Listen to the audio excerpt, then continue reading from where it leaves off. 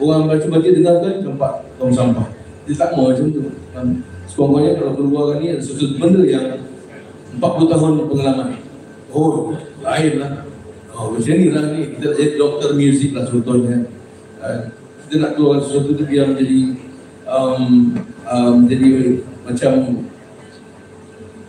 arkib lah. Bila orang melihat sesuatu benda, melihat arkib, nak cari tanah lagu, akan melihat perpustakaan ini tentunya.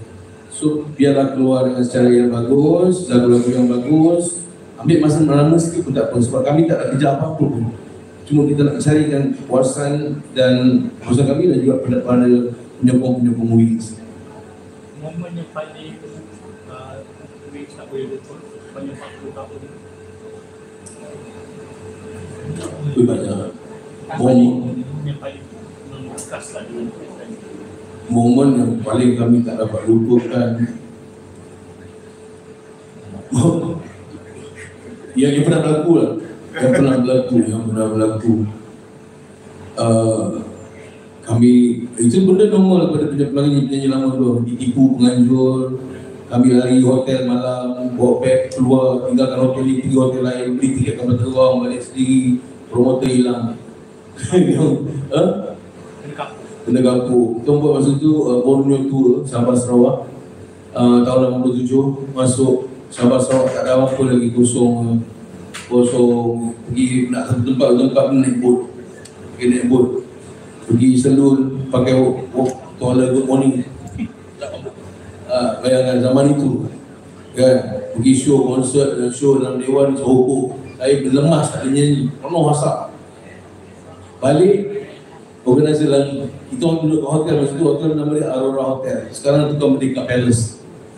Kau lari malam kau dengan arwah Abang Rahman. Lari malam, besok nak balik tak boleh, Christmas. Tunggu lepas Christmas pula, nak balik duit ada. Pinjam duit kawan, belikan tiket, balik. Masa tu mereka awal lah, secara awal kan, secara awal itu memang ada yang tak boleh dilupakan antaranya. Lepas tu yang kami tak boleh lupakan lagi apabila penukaran keluar orang ni masuk, orang ni keluar, itu benda yang berlaku. Tapi itu adalah budaya dalam perkumpulan ini. Dia akan ada sesi keluar masuk.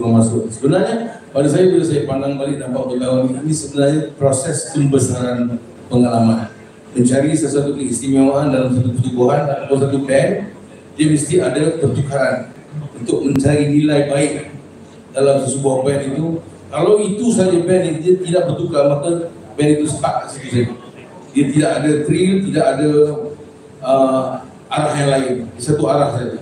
Jadi bila ada kemasukan keluar, masuk keluar, dan band itu sendiri.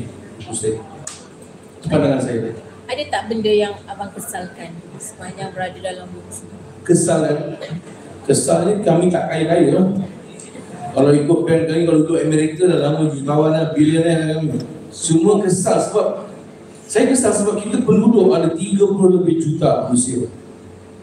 Album jual paling tinggi pada ketika itu hanya 300,000. Album nasyid lepas 700,000 rayaan. 300,000. Kalau kami dapat royalti RM1 satu kita kan banyak kan. Ini royalti pun tak sampai, ada yang 30 sen, ada 20 sen. Jadi banyak proses penipuan sebelum sampai kami sampai ke peringkat ini. Proses penipuan daripada recording company, daripada promoter, organizer, semua menipu. Jadi itu kesal sebab kami ni bukan datang daripada kelompok-kelompok yang kaya raya. Kami datang daripada orang susah yang eager nak menjadi penyanyi dan pemuzik, yang tak tahu baca kontrak, yang tak tahu apa. Pada ketika itu, tapi nasib baik Tuhan selamatkan Wings ni apabila kita album pertama ditipu, album kedua ditipu, album ketiga masuk Teori Domino, alhamdulillah dapat satu company yang bagus, EMG pada ketika itu. Dan masa tu siapa yang dealkan pada ketika saya lupa. Dan dapatlah kami royalty yang agak besar juga. Dapat royalty juga yang besar dan alhamdulillah bertahanlah Wings sampai ke hari ini. Dengan promosi yang bagus dilakukan oleh PR pada ketika itu. Saya tak nak sebut nama dia, siapa nama dia? Yang tua tu ke? Yang tua putih. Kalau tengok dulu macam tak ada masa depan. Tapi apa sebut nama dekat konsert kan? Apa sebut nama